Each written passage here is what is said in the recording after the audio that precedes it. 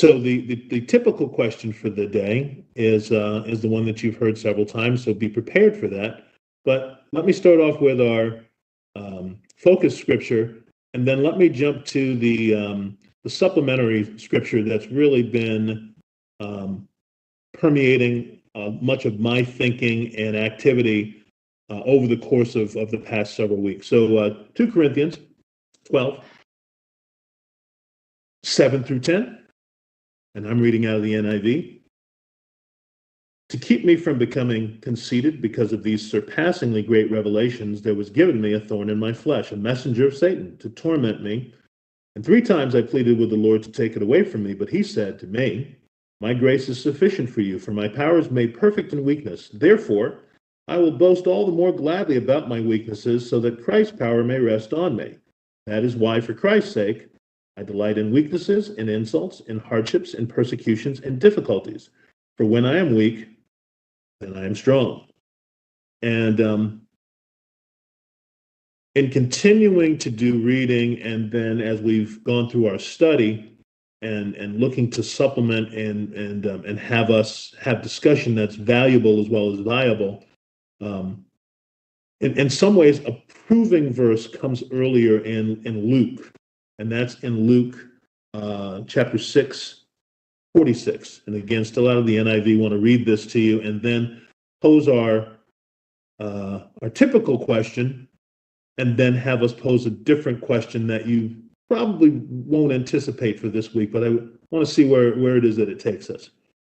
And this is in the book of Luke. And Jesus is saying, why do you call me Lord, Lord, and do not do what I say? I will show you what he is like who comes to me and hears my words and puts them into practice.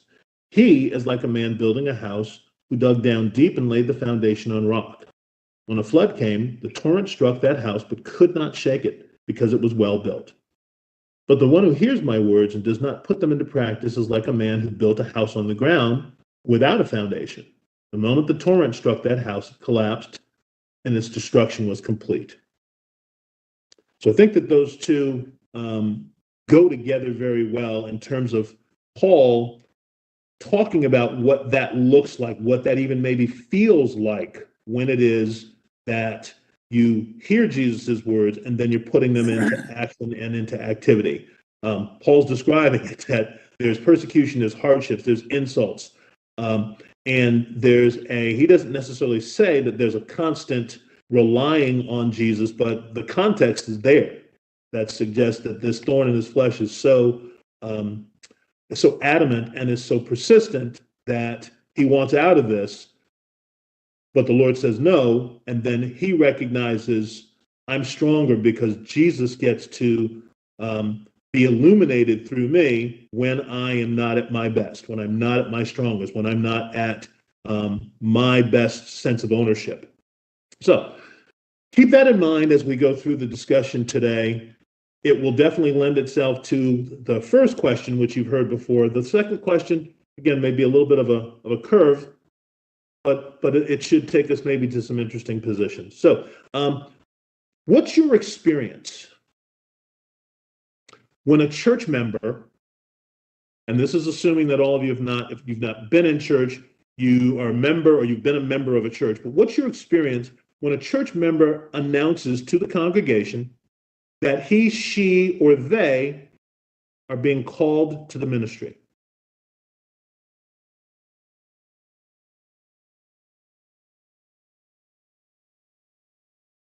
So does that sound like a foreign encounter to present to you, or is that something with which you've had some familiarity?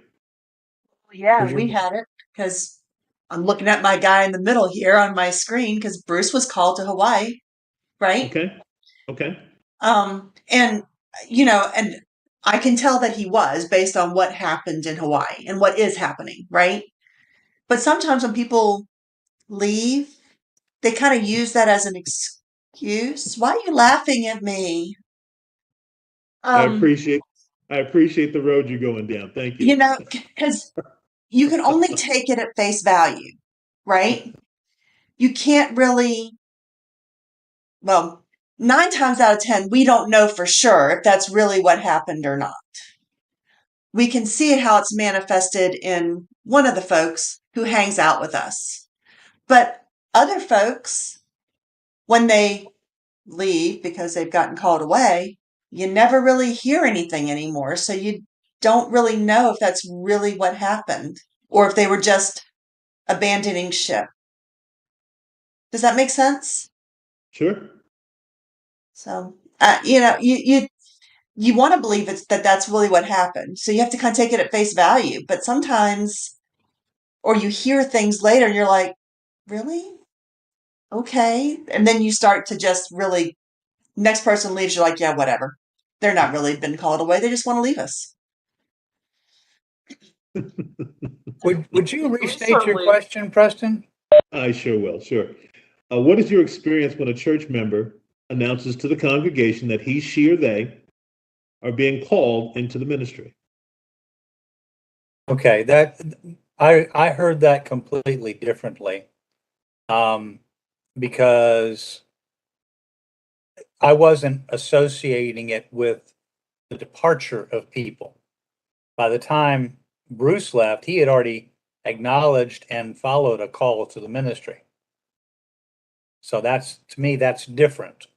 And you make me think about, and I hate to do this because of all of what you just said about years ago, you make me remember my acknowledgement to the call to the ministry. I went to my then pastor, Tom Parlett, and told him I felt like I was called to the ministry. And then he asked me, well, why are you crying?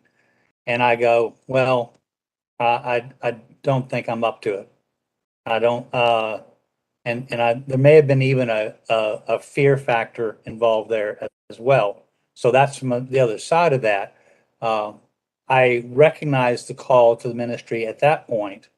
It wasn't until I was at Faith and Steve Lilly was the pastor that I actually went forward and actually surrendered to that call.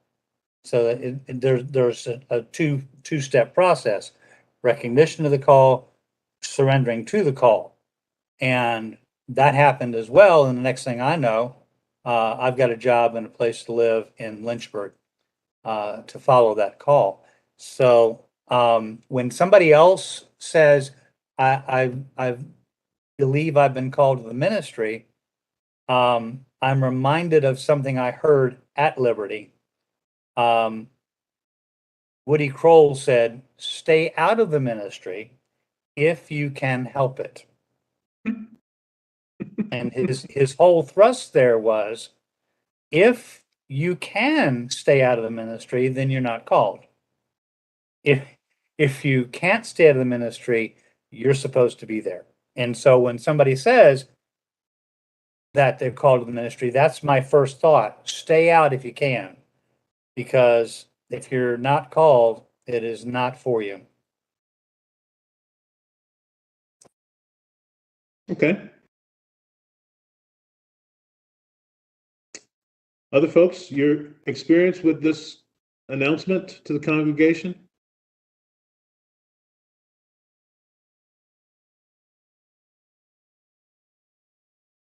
well, I was going to say, I think we drove by that church just a little while ago down here at the beach.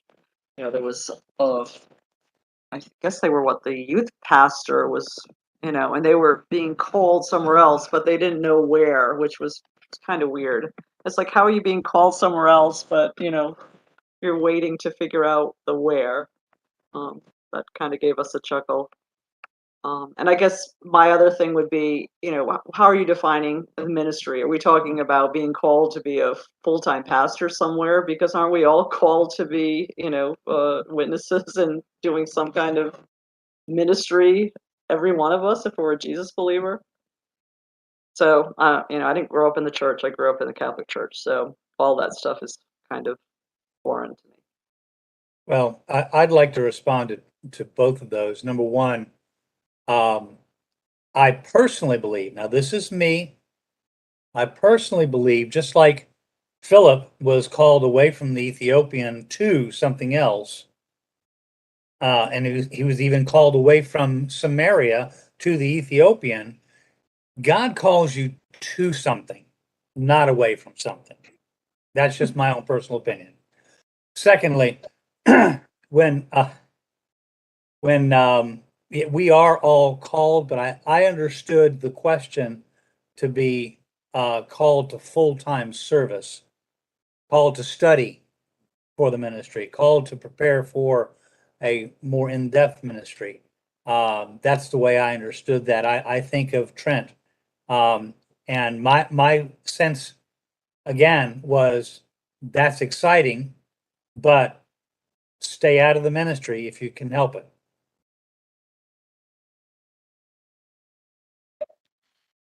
My thought has always been when I've heard somebody say they're being called was, okay, what's the plan?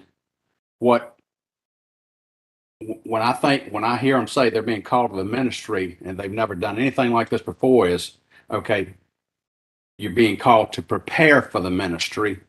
And then once you're prepared, where is God calling you to? We saw all that evident with Bruce. He said he was called to the ministry. He went and prepared. Then God called him to our church, and then God called him away. I never had any problem with that. I've had other ministers say, well, God's calling me somewhere else. Where's he calling you to? And they don't know yet. But the thought is, if you're called to the ministry, you need to be prepared. It's not one of those situations where, he's calling you to the ministry and you're supposed to step into that pulpit tomorrow or whatever else on the mission field or whatever else it is. We have a kind of a joke in our industry is, with engineers and everything, yesterday I couldn't spell it. Today I are one. It doesn't work like that.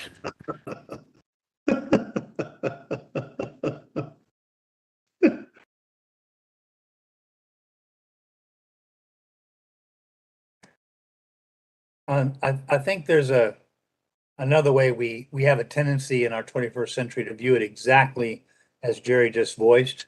At the same time, I think we also need to acknowledge that God can do something. And the preparation may have already taken place, and somebody's supposed to do a stepping out and make use of the preparation that they've already had. We just don't know that they've had it. And again, can be something miraculous. Again, I think of Paul. Paul was prepared a long time before the road to Damascus, thanks to his walking with Gamaliel. But it wasn't until he spent the time on the backside of the desert that he began to see how it all dovetailed together. And he was able to realize, oh, Jesus is Messiah. I need to do something different. And we're going to talk about Paul today anyway. But we have a tendency to put the emphasis on the preparation these days, and I get that, I understand that, done that, but let's not discount the fact that God can call and he can equip very, very suddenly and very, very miraculously.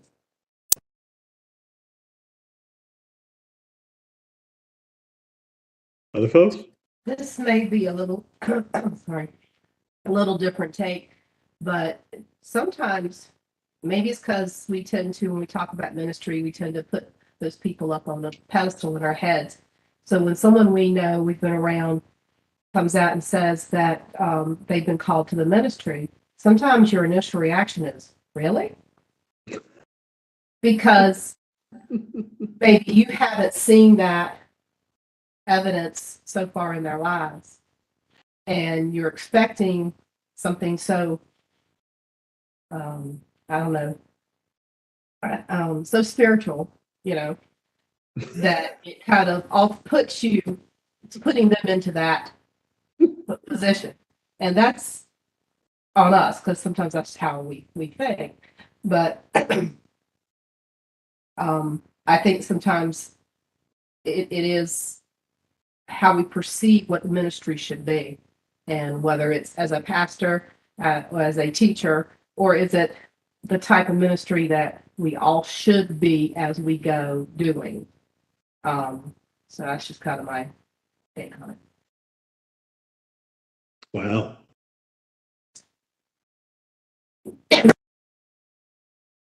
Other thoughts?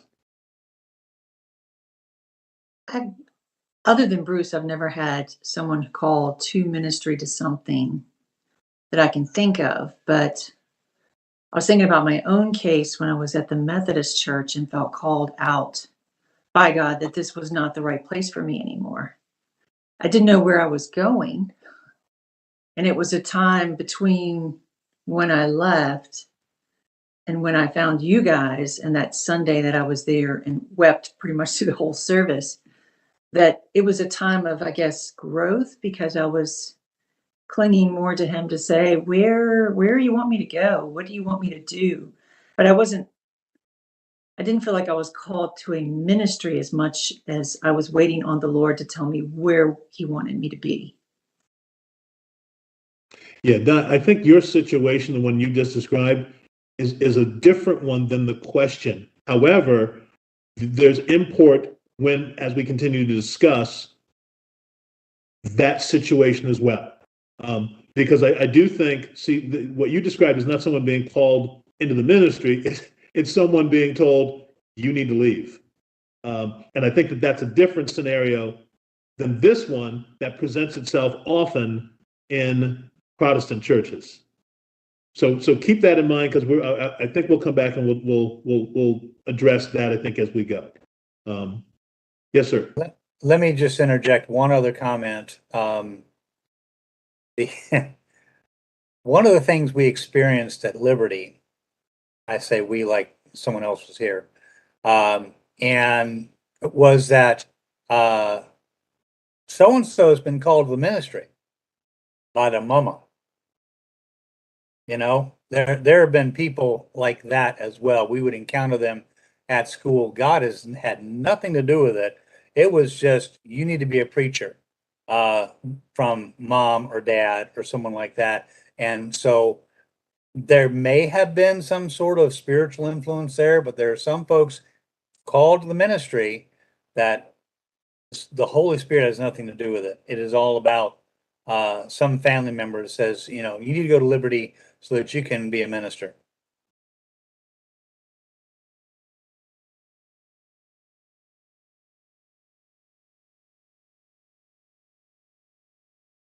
Other experiences, other instances, other perspectives that you want to share when you've heard that particular announcement in your congregations?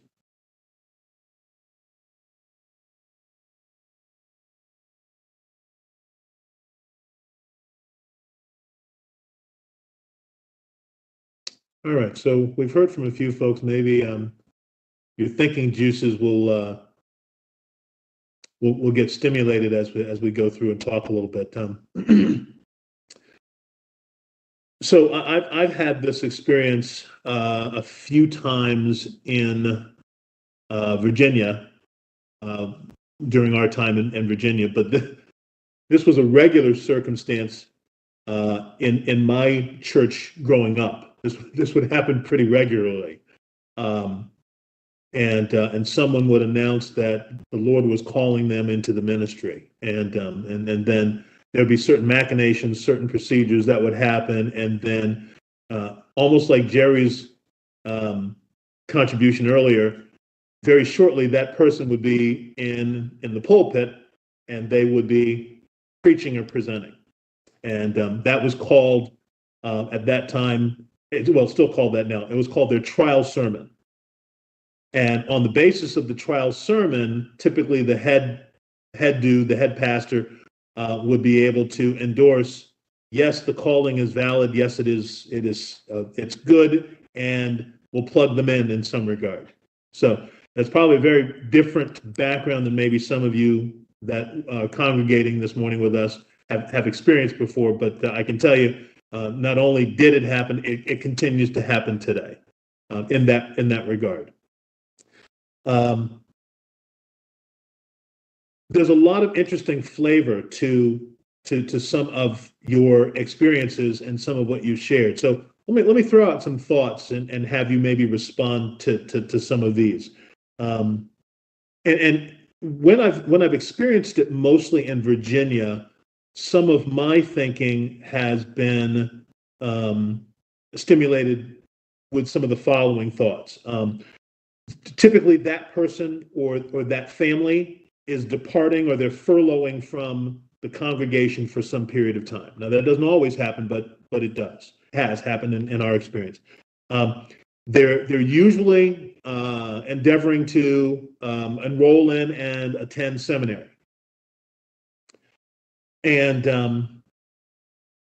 then following seminary, they're usually looking to get placement from a church, a diocese, or a missionary board as to where it is that they're going to be serving. So, in throwing that out, is that some of your experiences when you've heard people that say that they are called to the ministry? Okay, thank you there, Brother Jeans, Brother Bruce, thank you. Okay, thank you, Jerry. And I would say that that's usually the flavor in Southern Baptist Church. What I just described is typically what happens in the Southern Baptist Church. Make sense? Okay. During our discussion, though, I'm going to have to jump in here because somebody else came to mind. And I don't know their preparation background, but it would be hard to dispute that Tony McDonald was called to the ministry because I don't know whether he has gone to be prepared, but he knows the Bible. He preaches beautifully. He's empowered by the Spirit. Again, let's not discount God's working. What you've just described is indeed what it typically does happen in the 20th, 21st century, but God does other things as well. Yeah, agreed. And that God does other things is available for us to see in the book of Acts, if not the four Gospels, right? And so I will respond to your interjection there, Brother Dean, by saying the leadership there at that particular church, indeed, they've not attended seminary. So the calling is one that is very different, has a different orientation in regard to the Holy Spirit, and then the evidence of that calling. Not so much sheepskin, it's evidential in the presentation and then the life. Okay, so my question posed, and maybe this is an awful question to ask, but let me throw this out there. So when these folks come to the front of the church, because that's typically what happens, the pastor or the senior elder presents them and says, these folks are called to the ministry. They give some sort of a statement. My question following that up is this one. How come the leadership of that church doesn't equip these called ones in-house for the ministry to which they're called? Did that make sense? We never did it that way before. Did everybody understand the question? Yes. And you know what? That is such a valid question. This is one of the things that has impressed me about Ed Hoagland. Rather than saying, okay, let's send them off to Liberty or ORU or somebody else, we'll train them. And we've got our own Bible college kind of thing. And so that's huge because literally we don't do it that way. And maybe we should. That's an excellent question.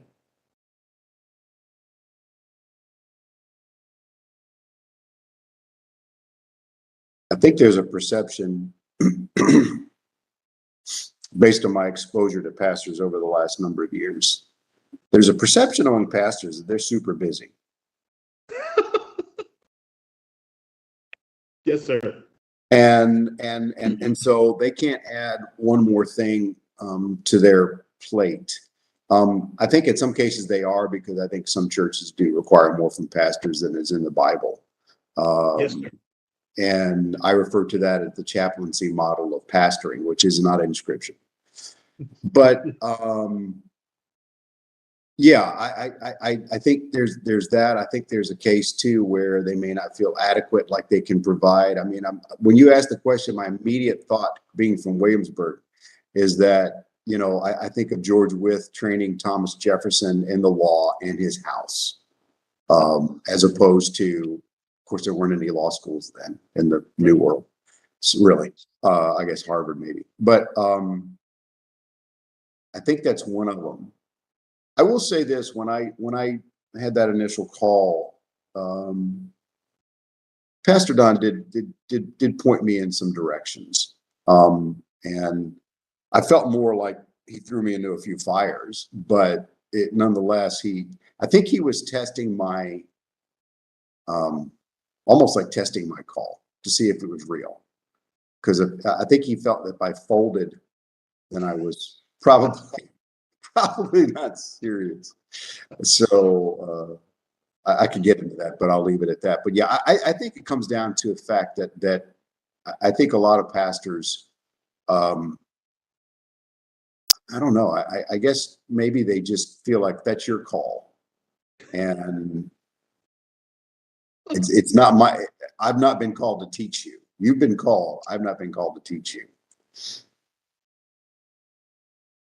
Discipleship is maybe not. I mean, that would be discipleship, but that's not the level that they've bought into. So Bruce brings up a really interesting point, and part of the reason that it's fun to have these exchanges is because when you share and when you interject in the way that you do, typically the talking point that I have is one that you bring up, and then I don't get to be the only bad guy. You get to share in being the bad guy along with the facilitator. And I like that Bruce says that the perception of many church senior pastors or the if he's the hierarchical only pastor of the church is that he's too busy. And that's because and I didn't say this, Brother Bruce said it, although I would endorse what Brother Bruce said, is that's less the Bible model of what a presbyter or of what an elder is supposed to be, and it's more the cultural concept of what it is that your pastor is supposed to be. Because when I read the scripture, the pastor, the elders, if you've got to call it those fancy names, they're in charge of four things: teaching, praying, equipping, and preaching. Those are the four things they're in charge of. In terms of the business of the church, if you want to elect a board or a bunch of superintendents or deacons, they run the business of the church. In terms of the ministry of the church, that's the four things that the leaders are supposed to be in charge of. And so when you distill it down that way, then it would appear not only do they have time if those are their responsibilities, but that's what they should especially make time for. When someone of the group feels called out among the called out ones, that person deserves special attention from the leadership because they're ready to then begin to function in those four: preaching, teaching, equipping, and praying. They're ready for those leadership skills in terms of honoring and worshiping Jesus. So I just said a whole bunch there that may feel like a slap in the face, because that would suggest then that your pastor going to the church to visit you when you're sick, supervising your weddings, supervising your funerals, not telling you that those are bad things, but I'm telling you that those are not necessarily Bible responsibilities. So continuing the conversation, your thoughts there. And he gave some apostles and some prophets and some as evangelists and some as pastors and teachers for the visitation in the hospital and the visitation of for the equipping of the saints for the work of service to the building up of the body of Christ, until we all attain to the unity of the faith and of the knowledge of the Son of God, to a mature man, to the measure of the stature which belongs to the fullness of Christ.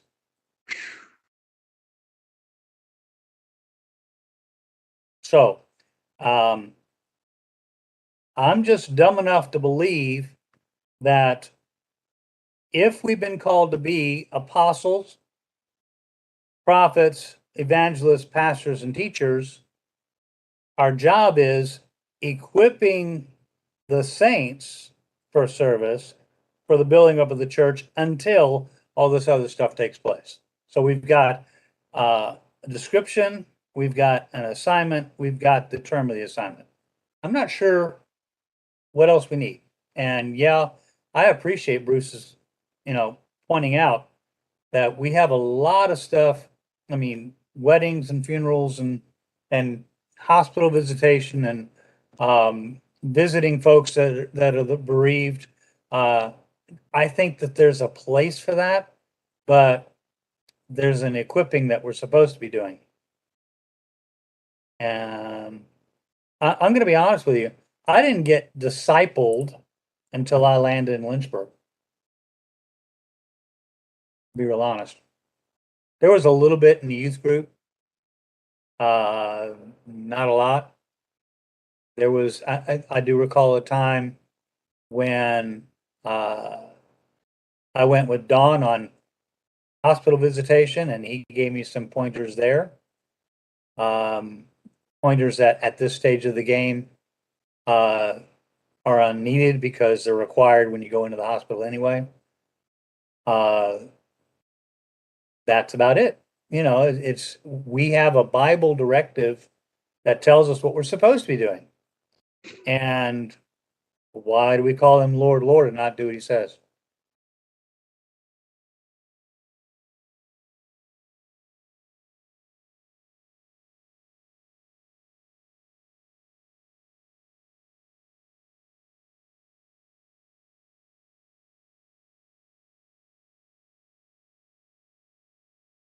Other thoughts about that? By the way, Gene just reiterated all of that stuff. I didn't pay him to say that. It sounds like to me that we've watered down what each gift means. The expectations of the pastor, we've added on all this stuff that they should not be in charge of, whether they have agreed to take it on. Because in some ways, don't we all hide from what we're called to do in any way that we can? Think about all the traditions in the church that aren't necessary. They take away from what we should be doing while we're there. I just look at it as maybe we should get, as they say, back to basics. Where do you get, we don't understand the gifts and what each one does. So we add all this other stuff in because it's almost like hiding from what our mission is.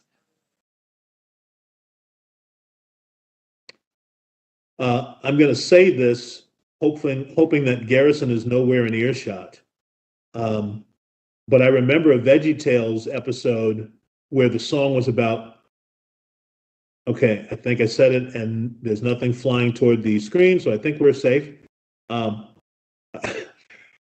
song was about being busy, terribly busy. And it's really easy for us to point at and talk about the world and not see the busyness of the church. We're busy, and we're busy doing things that don't necessarily build the kingdom.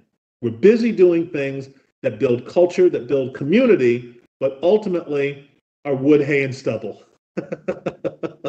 And I know that may be difficult for us to hear. And please, don't misunderstand. I'm not saying that visiting our sick, that services for our deceased, that nuptials, that christenings. I'm not telling you those things aren't important. What I'm saying is, when I read the Bible, there are at least a couple of places where I see that those may have been the needs of the community. One is back in the Sinai Peninsula in the desert, when Moses was leading millions potentially through the desert. And the other one was when the church was growing by thousands every day, and the 12 are being called upon to go hither and there.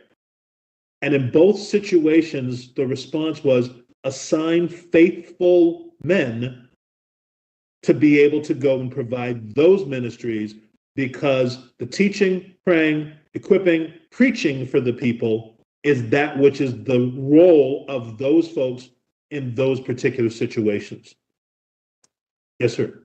So, and I'm doing this tongue in cheek, okay? Just Sure. Are you saying that the pyramid schemes have been around that long? I am, except There seems to be only one tier beneath that tier.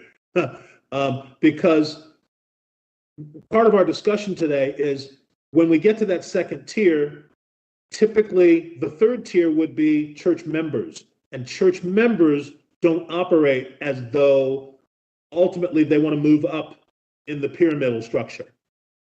They're content to be on the last rung. Because they're busy checking boxes and doing their own thing? Because the top tier has limited the impact of the congregation. That's where the issue is. That's where the issue is. When you first asked the question about people called to the ministry, I was just reminded of this weird hierarchical pecking order that we have of holiness. And we don't see setting up chairs or cleaning toilets or policing the parking lot. And I'm talking real basic stuff, much less telling your neighbors about Jesus as really being ministry, being kingdom work. We just don't see that. I think we do a really good job. I include myself in this. We include a really good job in making people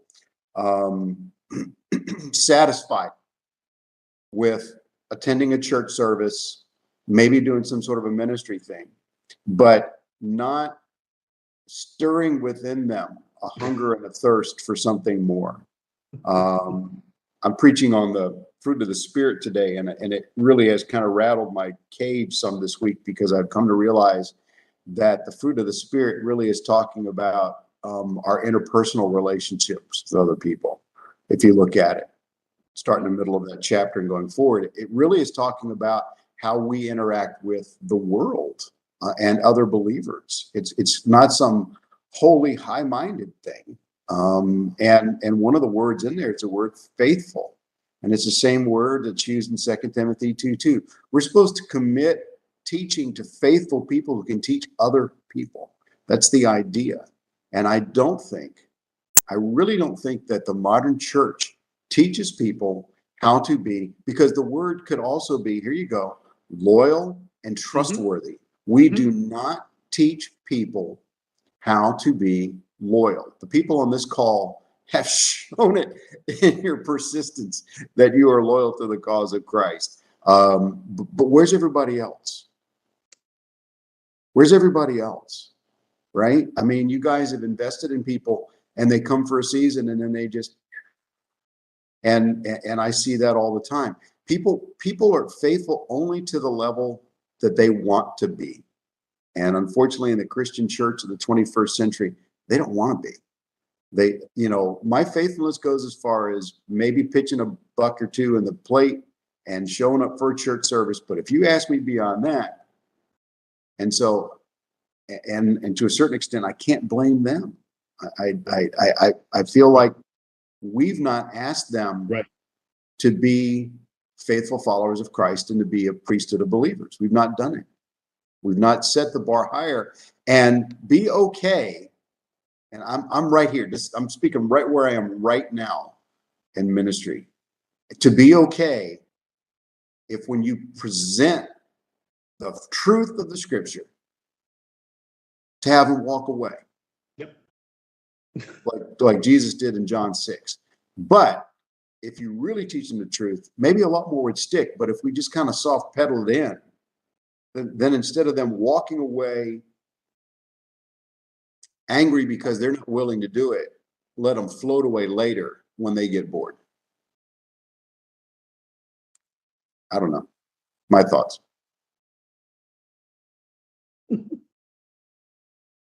I was going to say that, yeah, I was going to say that those folks that come for a season and then they just get called away, it seems. And I'm not trying to say anything disparagingly regarding Diane's sense, because she left because she realized that, as I don't want to put words in her mouth, but she left because she realized that this was not a biblical, this was not a Christ-centered world, and we're supposed to walk away from that. Okay, I get that. But if, and she brought with her Kim, and I'm not sure how they're doing.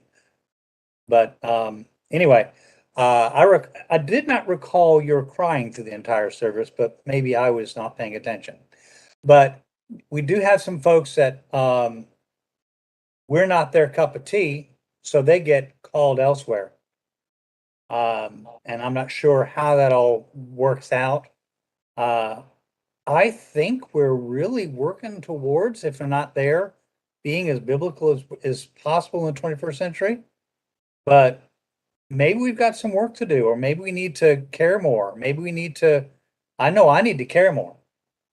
I need to give a flip. So, but that's just me. You know, I throughout our history, our church history, our slides started when we started asking people, do something.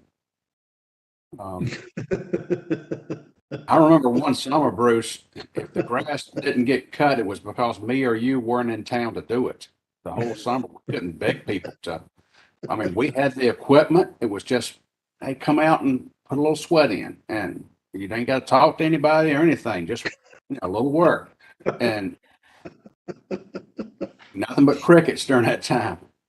But we've historically, when we gotten to the point where we said, hey, this is more about than just sitting here on a pew listening to somebody. Do something with what you're hearing. And we've seen them, oh, no, I don't think I can do that. We'll find something somewhere else where I can go hide some more.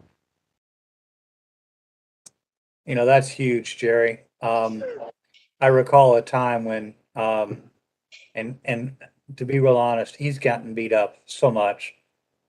Sometimes he did his very best to try to do things right. Don Crane instituted a thing where the very thing you're talking about, membership meant service. He attempted to do that. And again, there was this falling away, calling away kind of thing that happened because folks did not want to sign up for that. They'd rather go, and I think this is an expression he used. They'd rather sit, soak, and sour.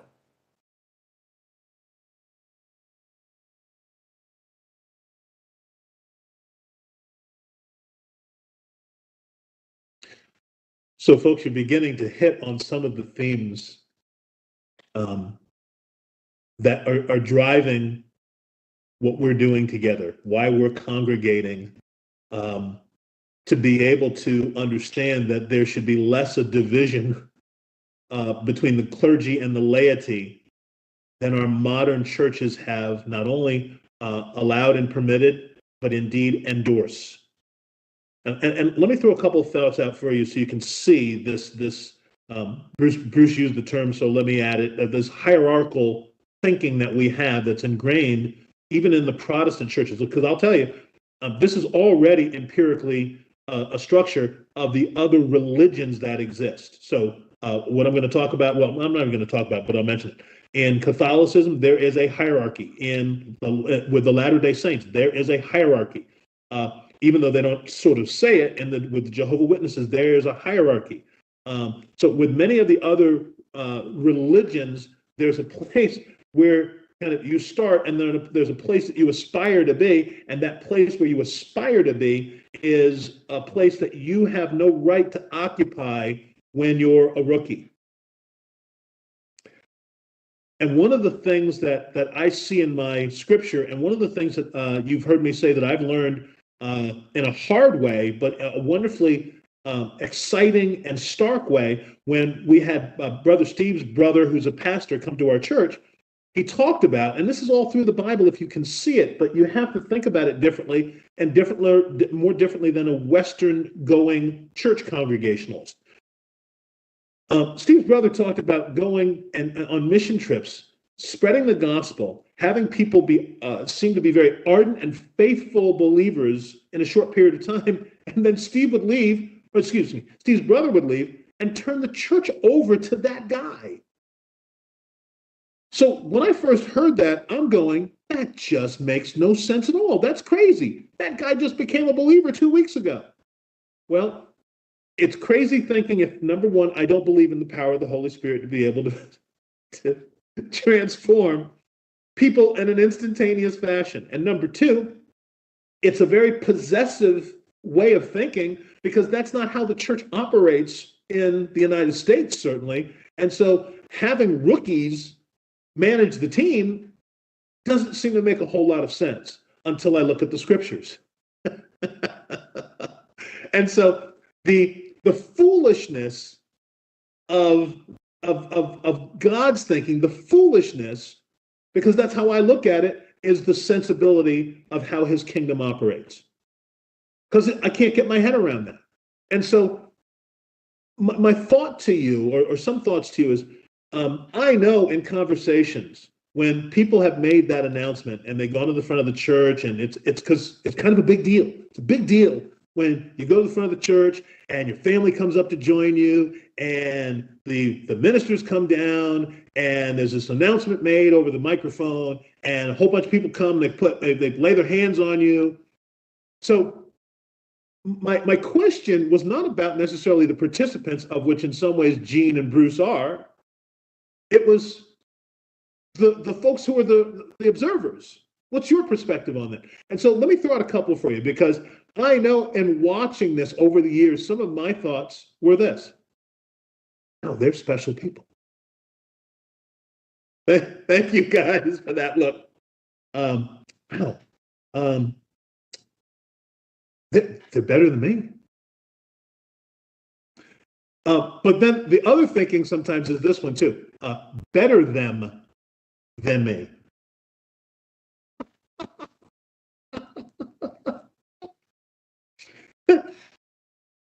So when we've been in the congregations when these special announcements happen, by the way, I hope that sense that I just that scenario I painted for you is one that you've seen, because that's usually how it's happened in Virginia when somebody makes this pronouncement. It's a big deal.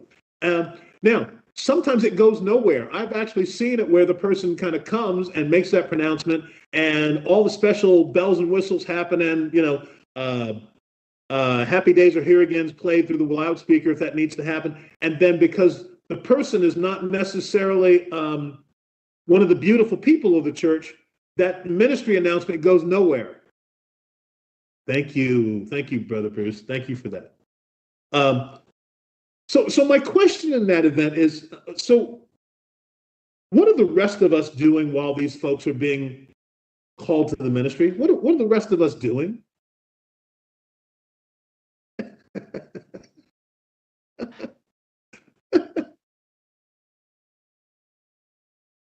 Oh, I think we're probably doing some of the same thing you just mentioned. Better than me. I ain't gonna do that. Maybe we're even scoffing and going, well, they were in the slammer last week. They'll probably be in the slammer again next week. So that we've got a scoffing that's going on. We've got a, yeah, right. So I think it runs the gamut. We're going to do a lot of different things, but I think your question is more, what are we doing with regard to ministry while these other special recognitions are taking place? And I think that's probably the better question. Like, I think it was Ellen that said it, aren't we all called to do something, as opposed to all of a sudden have this special recognition or special clothing or special training or blah blah blah. And I appreciate your reference to Mark, because that's really very, very first century, because I mean, he got saved 2 weeks ago, but everybody else got saved a week ago. He is the senior elder. If you've had a week more experience in that kind of culture, you're the top dog, because you've got some capability, and there's an understanding there. And one of the other things that happens that I don't think we get is, oh, I've got a responsibility. Ooh. Maybe I had better do something about that. and get ready to do something. This whole description you did of a trial sermon, a test sermon, I don't know that that's a terrible thing. We have ordination councils, and I've sat on a few of those, where we're examining the candidate kind of thing to determine whether or not they're supposed to be ordained. That's not a bad thing, but I think of Stephen in the Bible. You know, there was a call put out. We need to have some folks to serve. Stephen was examined for faithfulness, for literally serving tables, for feeding the widows. And we don't look at, we don't do that in our churches. If you want to teach Sunday school, all you got to have is a pulse, typically. But we don't care to examine the ones that are going to be teaching children or adults to find out whether or not they have any sort of understanding of the Word of God. And again, I think of the peace tree. They could get some erroneous teaching if we don't do a better job of putting people in leadership. So yeah, we're doing a lot of different things in response to that, I think.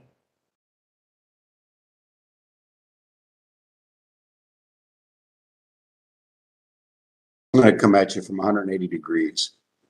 I think lots of times, and Preston, I know you were involved with a body for a while where pretty regularly couples would be trotted up to celebrate the fact that they were going off on a 2-year mission abroad somewhere. And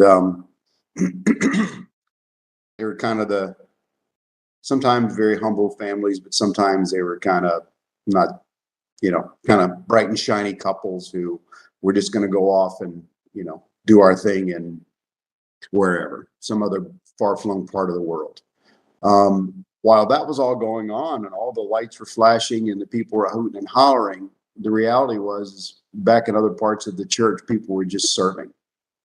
They were taking care of kids. They were doing helps ministries. They were doing all the things that the Bible tells us to do. And they would continue to do that the week and the month and the year and the decade after those people had gone off and made their big splash. And, I think of how 1 Corinthians 12 talks about the less honorable members. They just, quote unquote, they just got it done.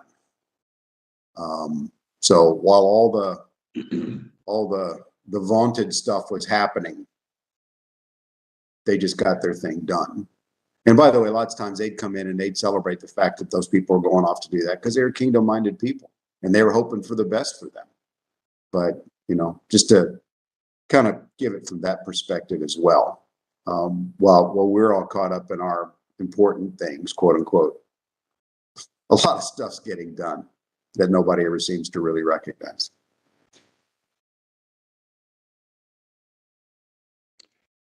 Diane mentioned earlier that her daughter struggles a little bit, if not a lot, with the hypocrisy that is humankind that unfortunately permeates the church, right? And my odd suggestion is something based on a comment that Pastor Bruce made earlier. And he didn't make this one earlier today, but the theme is kind of in some of the things that he's saying. Church people work hard to court folks to come and participate and be a part of the church. And I'm not telling you that that's not important, because I know, Diane's got a heart for the community in a way that very, very much supersedes my own by several factors of hundreds. But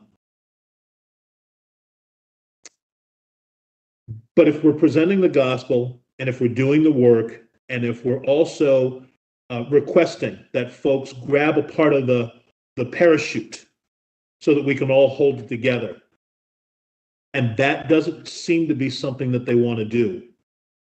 We need to chase it a little bit, and then we need to be okay letting it go. And here's why I say that. If we can do that, and then we're committing our rank and file member, doesn't have to be a brother Gene who's called to preach, a brother Bruce who's not only called to preach, but the pastor. But if we can have our rank and file all holding a part of the parachute and recognizing that they're important to doing that, then our church gets to be a little bit more human. Our congregation begins to be a little bit more human, and folks understanding that we're not on pedestals. We are the folks right next to you who have zits and awful breath and Charlie horses, and sometimes you need to hear me complain a little bit because I'm not a special person. I'm not specialer than you. I'm not better than you. I'm right next to you doing the work that you do, and in the same way that you fail, in the same way that you stumble and struggle, I do too. As opposed to sometimes our churches being full of bright and shiny people who were just waiting to watch from afar them fall off their mantle so we can go, there it is. So let me pause there for a bit. Thoughts? That makes sense?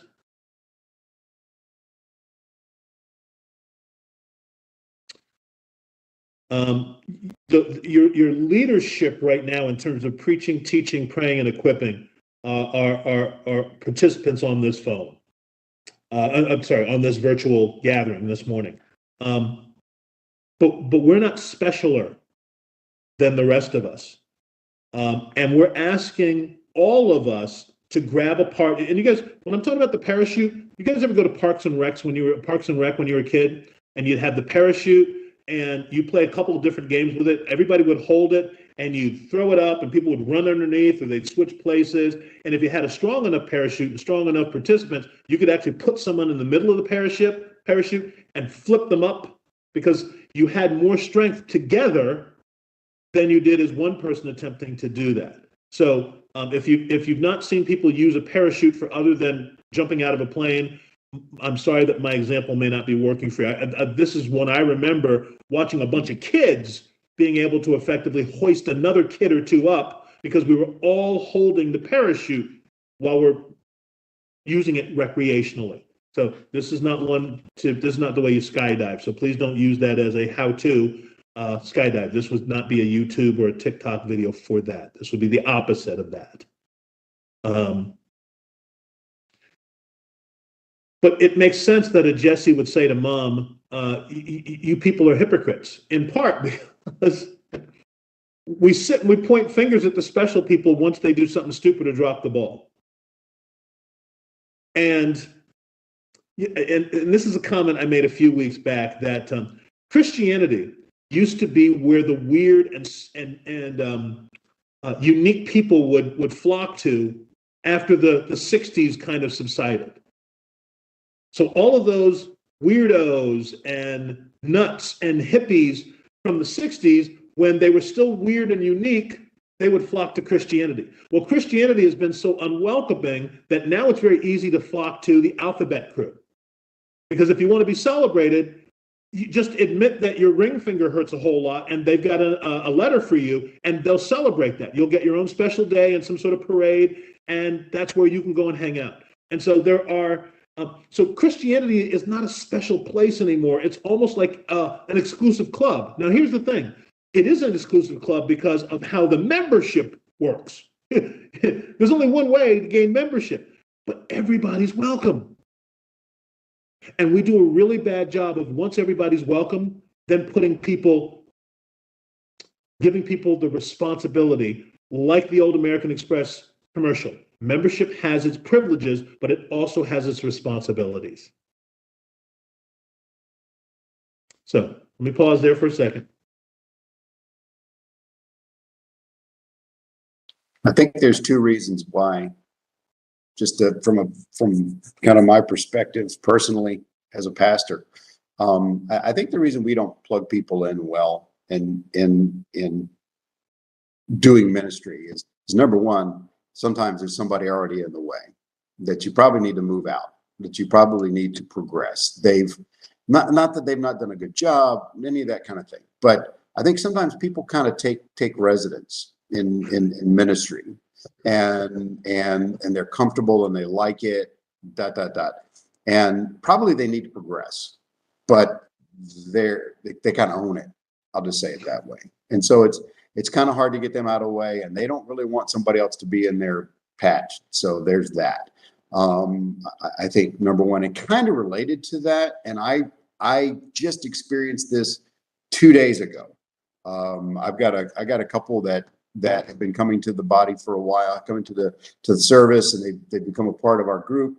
And I've gotten a chance to hang with them and see what kind of legs they've got, and they need to be leading worship. They just need to be doing it, right? And so I talked to the husband the other night, and I'll have to share some of this with you offline, Preston, because it kind of challenged some of my sensibilities about some of their ideas about rehearsal and things like that. But the bottom line is, I believe they're called to do it. I believe they're equipped to do it.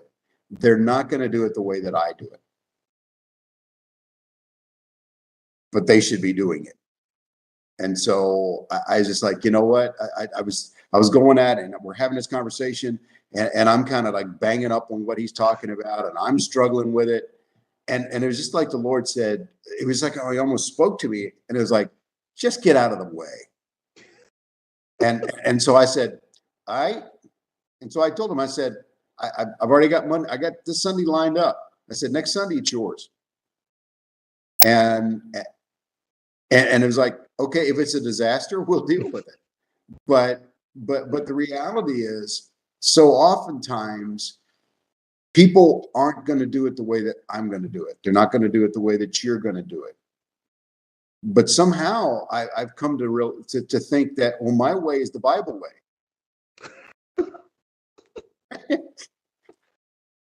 And so I think we hold people back because they don't do it the way that we do it. And what's an amazing thing is, lots of times when we get out of the way, we let people do it because the Lord's pointed them that way. They end up doing it better than we did. Yeah.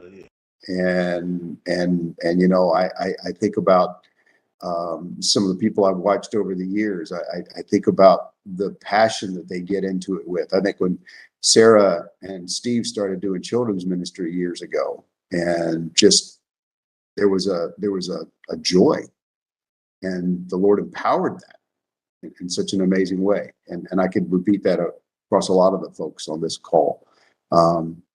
So yeah, I think that's a big part of it, is that it's like, well, yeah, I want you to serve, but I want you to serve my way, as opposed to just, if you've been empowered by the Lord, if you've been taught and shown how to do it, go. And the Lord will bless that.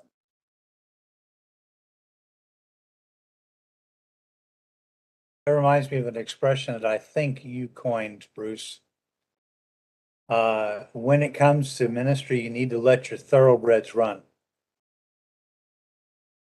They've got an equipping, they've got a power, they've got a means by which to get it done. It may not match yours, but you need to let them run. Definitely came from my mouth, but that's not an original thing. But thank you for that. I want to say, how often do we not let people do things because we perceive their lifestyle may not be what we think it should be? Whereas people that may be serving have things hidden in their past that we can't see. You know, how often do we turn people away and off because of our own judgmental behavior?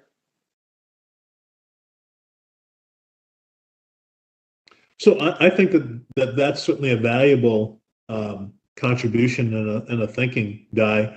Our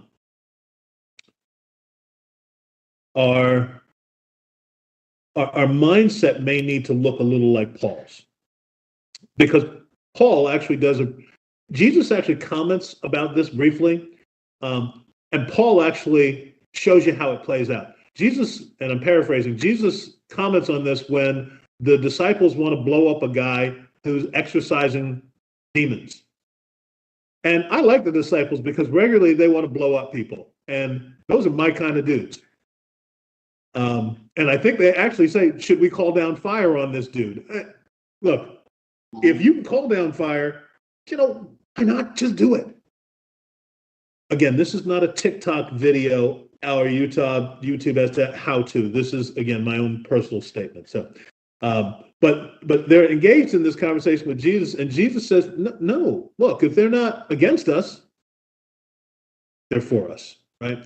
Now, that's a tough concept to get your head around because I kind of live in the stratus clouds or the cirrus clouds that Brother Bruce is in, which is, I kind of know the best way to do it. I'm doing it the Bible way, and if I'm not doing it the Bible way, I'm doing it my way, which may be even better than the Bible way. Exactly. Plus, I might call some fire down. So if you combo meal all that, it's a good day. What Paul does is he goes and he trains and he sets up churches, and then he gets out of the way. And then here's the thing that makes sense to do. This is the thing that makes sense to do. And this is probably the commentary in some part, Guy, where you are, because I understand, even if I'm not always in complete agreement with what you just said, Diane, because you and I have experienced this together. You have to step in then when you see it going wrong. But you have to give it the freedom to go right, at least without you micromanaging. And so you can see Paul practicing this because that's where most of his letters come in. With the exception of maybe to the Philippians, right? He was going, great job, big hearts, love you guys, pray for you guys, right? A lot of the other guys, he's going, good job, kind of, but you're doing this. And that's the kind of association that we have to have when we're allowing people to be participants as well as leaders in ministry elements. We have to be there to correct when it's not honoring the Lord. And so that's how we can then, in some ways, support alike the person who says they believe in Jesus, but they've got secret stuff going on, and then the person who would like to believe in Jesus, but they're doing all the things that are Bible-oriented, except they haven't made a profession of faith yet. Kind of make sense? All right, let me back off there because that should be a little bit of worms, taking the top off it and opening it up.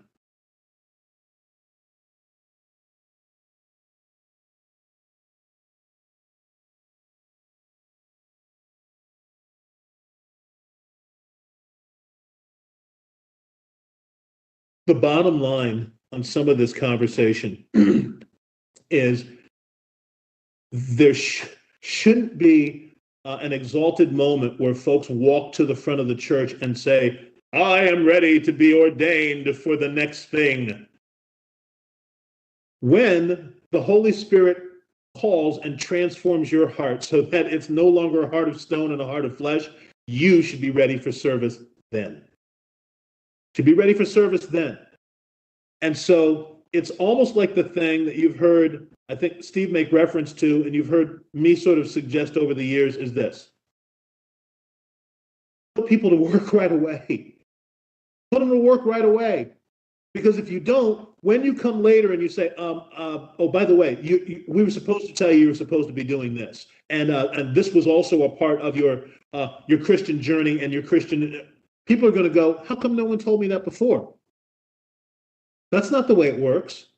And if that's not the way it works, I'm not really going to hang around here. I'm going to go someplace else.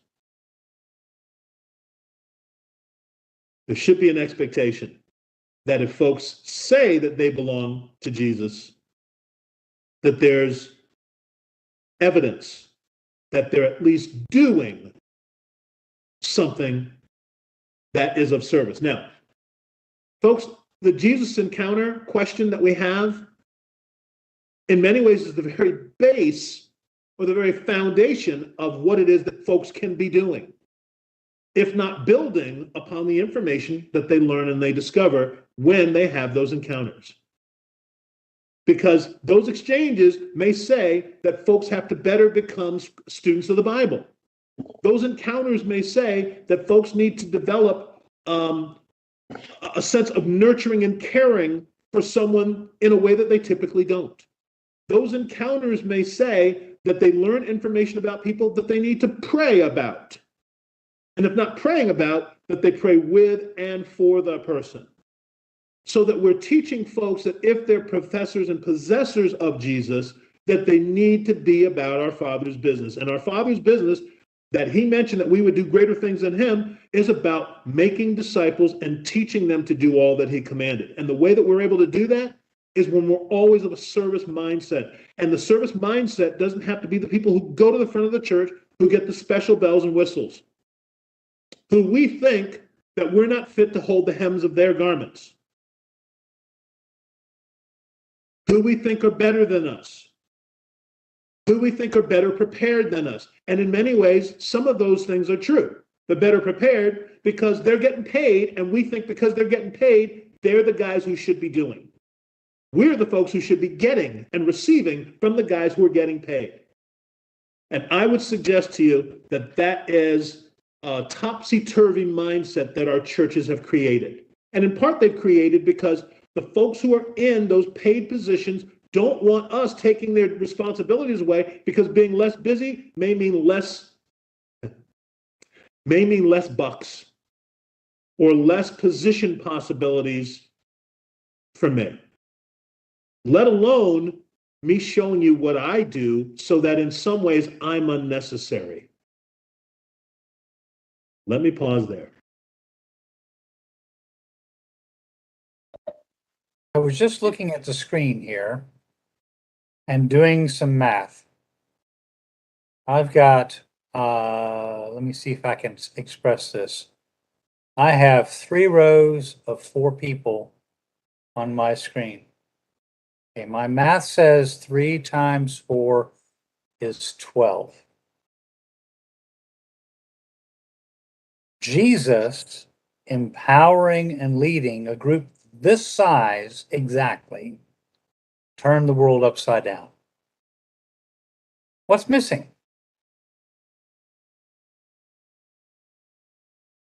To me, what you're saying is the piece that's missing. We need to be, and I'm going to include myself there because I've already said at the very beginning, I need to do more. I think if we're more obedient, more focused, less busy about things that really don't matter in the eternal perspective, we could be a part of seeing the Lord turn 21st century world upside down. And that's just an observation I made sitting here looking at the screen of, and we use the Brady Bunch, we use, Landry, we use a lot of different expressions. We've got 12 people on right now.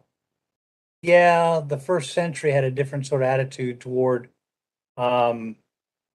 female versus male, but I don't think that matters. I think that there's a great deal of capability right here to do great things for God. We just need to be willing to obey even when it doesn't make sense. And I think of Philip. Philip is in Samaria, number one, not a popular place. And he's seeing revival. He's seeing people coming to Christ. And contrary to what we would say now, he gets called away for one individual. Someone on the road in a chariot, works for Candace, and his ministry is to go to that one person. Again, he doesn't get called from something, he gets called to something.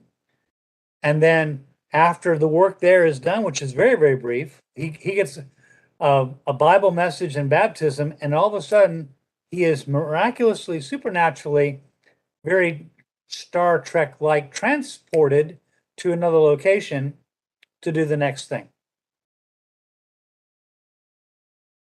What's missing with us? I think we're lacking the power. I think we're lacking the power because we're lacking the obedience. Again, I put myself in that. If I remember something Pam said, most of you know Pam. She realizes somehow that she's been impressed to put a screwdriver in her purse. Now, for a lady to do that sounds pretty odd, but she does it. And sure enough, when she does it, she realizes down the road in her day that there was a reason she was impressed to do that. Somebody needed that, it helped somebody. We need to be more obedient to the things that make less sense to us, because down the road, God's got a plan for that. God's got a use for that. God's got something he's going to do far beyond what we can imagine. I made a discovery. I think it was this past week. My laptop I'm using right now for work, and they gave me permission to use for this. The battery was going bad. So I put in a ticket to get the IT people to do something about that. And we finally got a schedule arranged, and I needed to go and take it to the IT people so they could change the battery out. And so I would actually be able to hold a charge and be able to use it off the wire. In the process of doing that, I stopped on my old department, the finance department. I'm not with them anymore. I'm actually with financial planning and analysis out of Davenport. So, but I go there, and somebody has moved into my old cubicle. How many of you remember Jeremy Zorns? Guess who's moved into my old cubicle? His wife. His wife. Her name is Leanne Zorns. And I did a little bit of looking up. There's a connection there. All that to say, had I done things differently, maybe I would have been better prepared to learn that. To be obedient is to bring down the power. Preston talks about calling down the fire. We can't. You know why we can't? Because we don't have the power. You know why we don't have the power? We're not obedient. Myself included. That's enough of that sermon.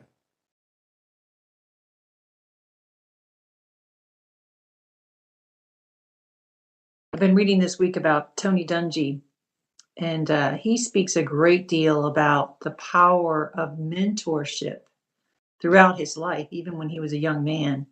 People took interest in him and met with him specifically. I think sometimes, wouldn't that be a beautiful thing if we could mentor either someone new in the church or someone who's going to a position like Bruce says, it's time for you to move out. Take someone under our wing. Why don't we do that more? It doesn't even have to take a whole lot of time. You talked about the last one. They went through Nehemiah and would meet once every 2 to 3 weeks to talk about it. It wouldn't be a lot of time, but think about the growth and the maturity that you could get to so much faster if you had that mentor you could call at the drop of a hat.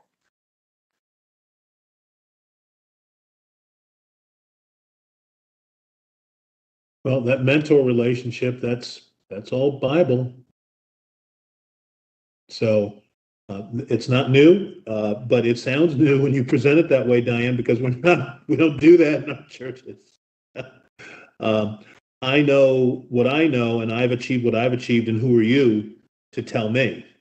And so sometimes that limits our ability to grow and to change, because we're a little bit unwilling, which goes back to Gene's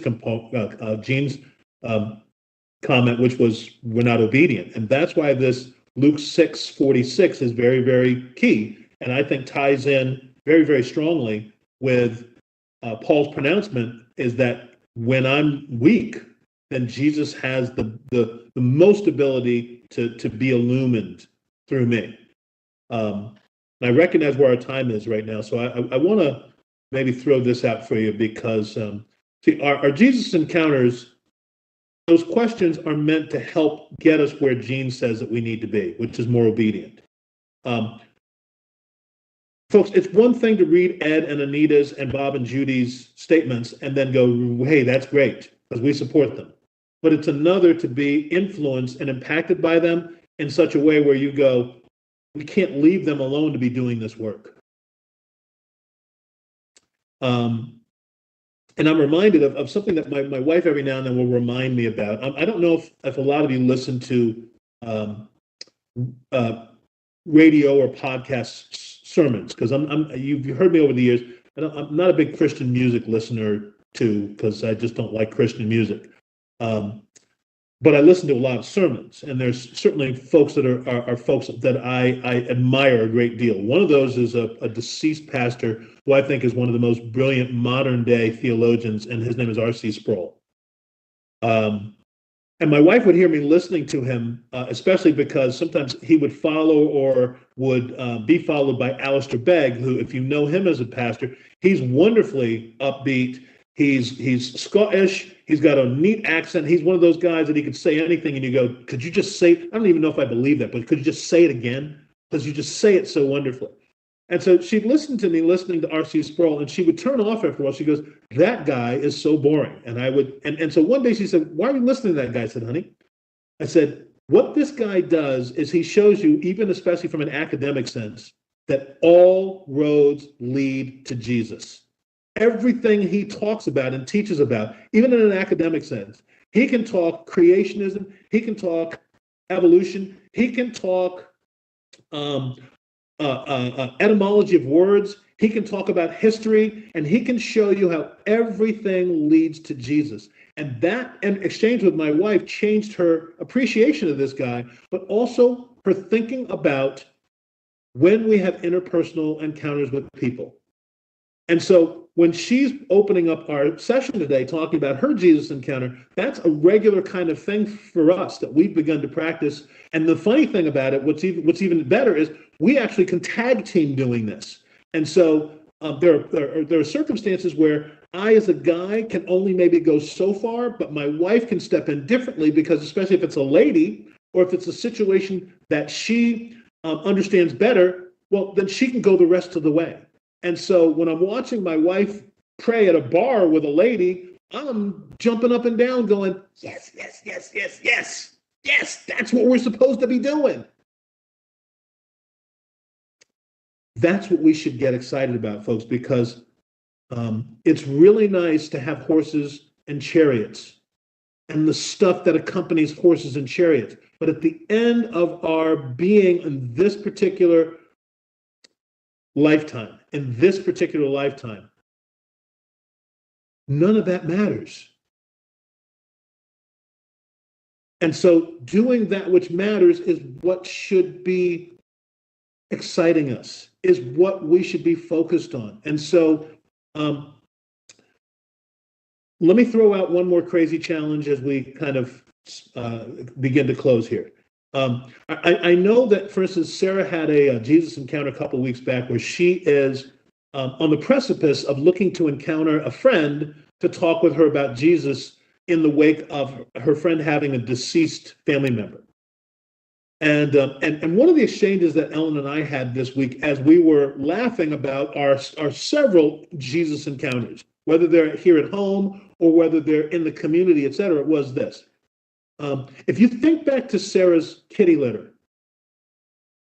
and again, for you folks watching for the first time, I don't mean that Sarah uses kitty litter herself. I mean that she uses it for that which would use kitty litter. So again, not TikTok or YouTube. Do as I say. I'd like to impress upon you maybe this condition. As fruitful as Diane's interaction was with her daughter this week, you may be more emboldened to have a Jesus encounter with a perfect stranger. In fact, I would suggest to you it's a better training opportunity, because ultimately you may never see that person again. So you don't have to think, did I do it right? Did I do it well? Do they hate me? Did they write me off? Have they canceled me? Am I unfriended? You can just put it out there, kind of the way that Bruce was saying. Just try it. Because I remember my wife, when she prayed with us later this week, she came back and she said, I was a little nervous. I don't know if I really nailed that the right way. And I said, honey, you had to have nailed it because the lady didn't go kicking and screaming. She didn't vomit. It looks like it was a success. And so sometimes these opportunities, these encounters may work better with a perfect stranger than with a person that you might know because of your nerves, your familiarity, your anxiety. But with a person that you don't know, well, there's certainly those kind of things, but then you don't have to worry about the aftermath because you may never see them again. They're a perfect laboratory opportunity. And so you will hear me speak less and less about this because it's kind of become the practice in our family. Let's figure out how many of these we can have, not as a competition, but all roads, all opportunities should be chock full of this week. So it's fun that, even when we're a little yucky with each other, we get excited about this having happened this week. It's the thing that matters. It's the thing that's going to matter when all of the horses and chariots get discounted.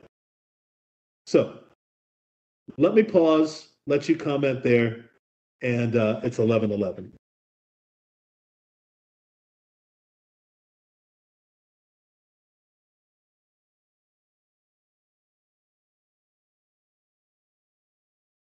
All right. Thank you for joining this morning. You're already blessed, right?